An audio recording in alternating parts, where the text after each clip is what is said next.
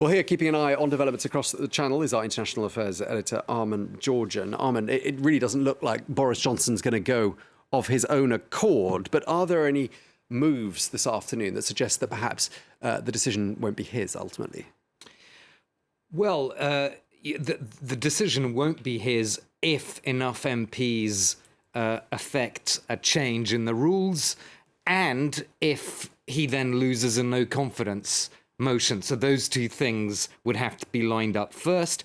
So the question of changing the rules in order to allow him to face another no confidence vote, because of course he survived one a few weeks ago. That's the first stage. That's the first thing that this backbench committee called the 1922 committee is going to be considering. And then, as I said, the next stage, if they do manage to change the rules, is then to then decide on when to hold another no confidence vote. So it's not clear at this stage whether this idea will get past those two barriers, if you will. But it's true that there are also senior Conservatives who reportedly have told Boris Johnson that it's time to go, notably Michael Gove, leading Conservative figure, a famous Brexiteer. He has reportedly told Boris Johnson that his time is up. But of course, you know, the tap on the shoulder, that worked on some previous Conservative leaders, but it doesn't work on Boris Johnson.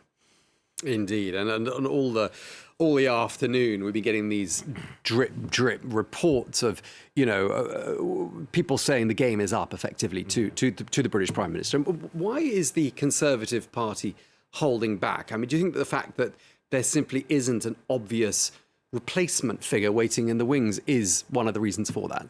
I think that's definitely part of it, Tom. I mean, you mentioned Margaret Thatcher in your introduction. You know, when she was being ousted, there was one very obvious person who was always sort of prowling around the corridors. That was Michael Heseltine, also a leading Conservative, who he made it clear that he was ready, he was available. You know, the message was, I'll do it. You know, I'll do this if you give me the chance.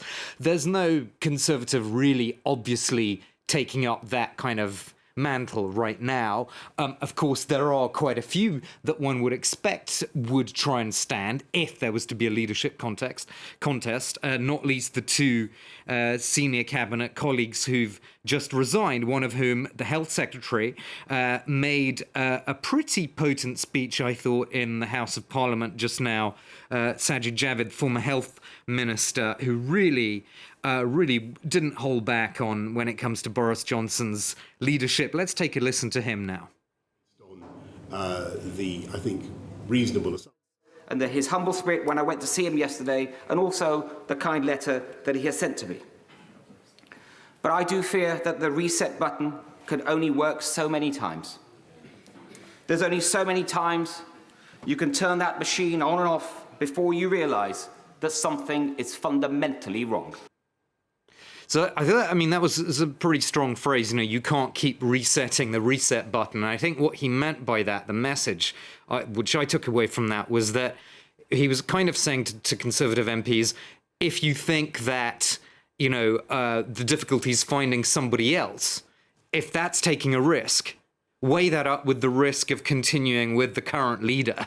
And he's suggesting that, I think implicitly he's saying anything else is going to be better than this, even if those, plan B, C, D, whatever, might have their own problems. They might not work so well in the south of England, or perhaps not so well in the north of England. And it's true that the Conservatives need to keep what they have in the south, the so-called blue wall, and the red wall in the north. But whatever the deficiencies of an alternative might be in that sense, the cost of continuing with somebody that simply is not going to change, and therefore you can't reset that button, that is going to be an increasingly steep cost to the party. The closer that it gets to the election, the chances rise of some sort of perhaps minority Labour Scottish nationalist government that would perhaps set the stage for another referendum on Scottish independence, perhaps changes in